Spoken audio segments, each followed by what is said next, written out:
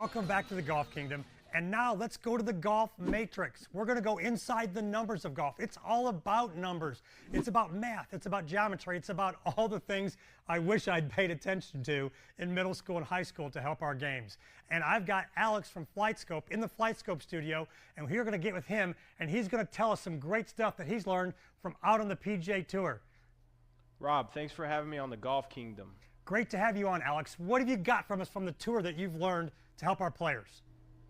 So today I want to show you guys some Bubba Watson data using FlightScope on tour. First thing I want to talk about is club path.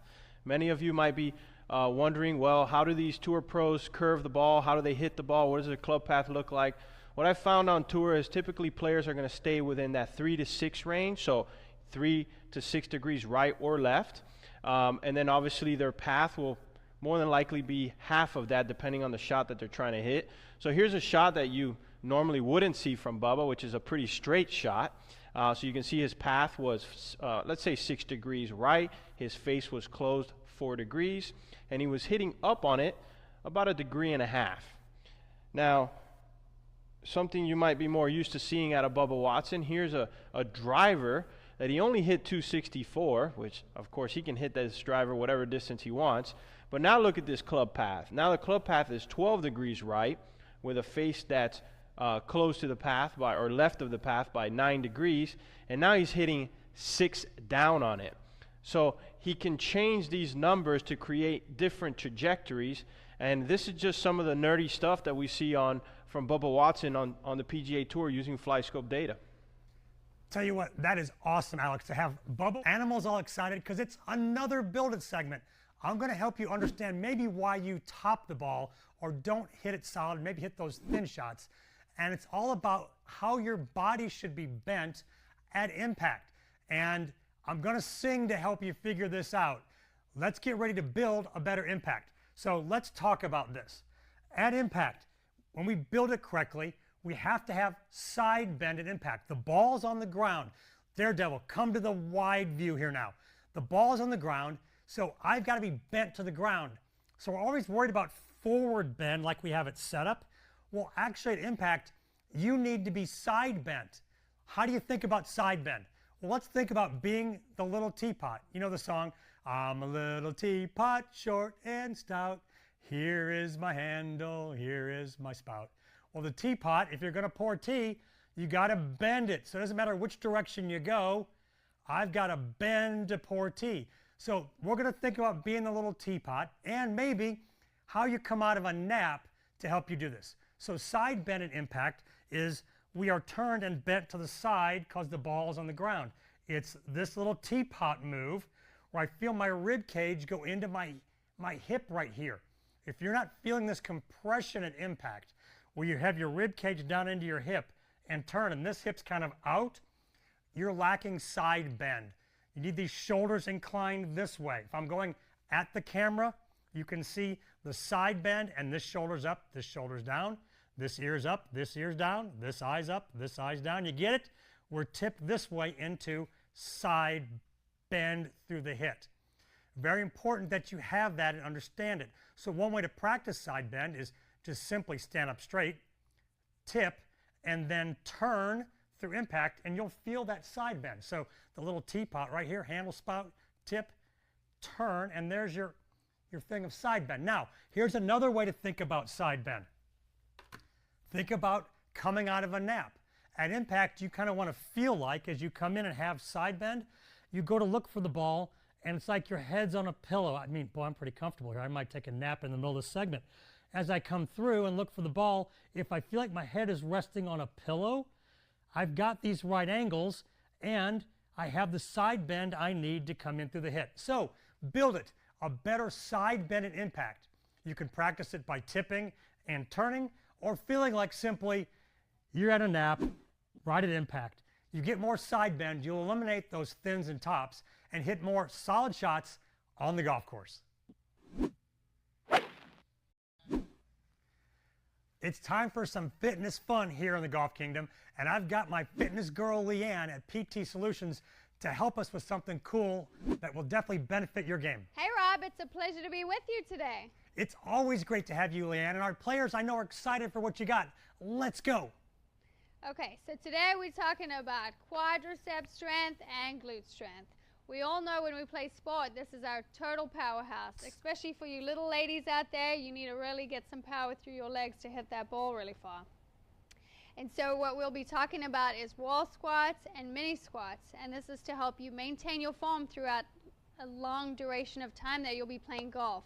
So throughout 18 holes, you want to make sure your form doesn't break down and you can still use the right muscles to set you up. And so if you're using the right muscles, you won't disengage your glutes and you won't start seeing this form break down. And so what I'll be showing you today is some wall squats. I'm going to use this mirror back here. We're going to put your feet shoulder width apart and we're going to slide down this wall. You can hold about 10 seconds. That's usually what you'll need to set up your shot, and you can come back up. And you can do this repetitively. In this position, you want to make sure you don't let your knees cave in at all. You want to keep them over your toes, and they're far enough out so that you're not going over your toes. And I'll show you this in a different plane. So if you want to do it free floating, you want to make sure your knees don't go over your toes, and you really want to sit back with your hips all the way down, and you should be able to wiggle your toes at this bottom angle if you're doing it correctly. If your knees are too far forward, you won't be able to wiggle your toes, so that's something you can look at. So when you're looking at it straight ahead, make sure your knees don't collapse in. That's going to really put some stress on your knees. And that's your Golf Kingdom fitness tip to help your game. Leanne, that was awesome. And this whole segment, I've been down here doing the squats and my legs are burning. Tell you what, if you want to get in good shape or take care of anything that you might need to help your game, visit a PT Solutions location near you. Welcome to Time to Rise. And I've got a personal challenge for you out there, and it's going to involve life and golf. Kind of as always here, I'll give you a little bit of both. Now, here's what I want you to think. For every negative thought you have, every bad thing you think, I want you to bury it under 3 positive things. Let's talk golf first. When you hit a bad shot or you're nervous over a shot, let's say, you've got to hit it over the water and you're thinking don't hit it in the water, I want you to think 3 positive outcomes. Don't hit it in the water. Okay, wait a second. How about I hit it on the green, I hit it in the fringe, I hit it close to the hole. There's 3 positives for 1 negative. You miss a putt. You think that negative one, come on the next hole, I want you to think of 3 positive ones. I'm going to make it, I'm going to make it, I'm going to knock it right in. Try to replace negatives, that one little nagging negative, with 3 positives, and you'll kind of flip the script in your day. Now, when you're going about your day, boy, I tell you what, by the middle of the day, we're kind of bombarded with some negative things. News kind of gets us down. Don't let it hold you captive in your head. Pour positive things on top of negative things. Maybe think about, a family member. Think about your dad, your mom, someone that makes you happy. Think about a great experience. Think about something positive. And going back to golf, when you're done with golf, when you're done with the round especially, don't dwell on the negative shots you hit. I want you to immediately when you get done, focus on the positives. Start looking at all the great shots you hit. Go, man, I hit a great drive on 2, and then I made that 30-footer on 6, and I hit in the bunker on 12, and I got it up and down, and I birdied the last hole. Get to your top 10 highlights first when you get done. Then go look at maybe what you struggled with and get to that last. Don't bring up the negatives from your round of golf or from your day first. So my challenge is 1 negative buried under an avalanche of positives, at least 3, and watch yourself flip the script and have better days every day. Thanks for joining me on the Golf Kingdom. Some super stuff to help your game. We were in the Golf Matrix. We talked nerdy. We did some strategy. All stuff to help you improve your Golf Kingdom. And to continue to find out more about the Golf Kingdom, go visit us on social media. Facebook, Instagram, Twitter, YouTube. All the episodes are out there on YouTube, as well as some of our best segments cut up for you to watch anytime you want. Also, if you have an Alexa device, enable the Golf Kingdom on your Alexa device, and all you got to do is say, Alexa,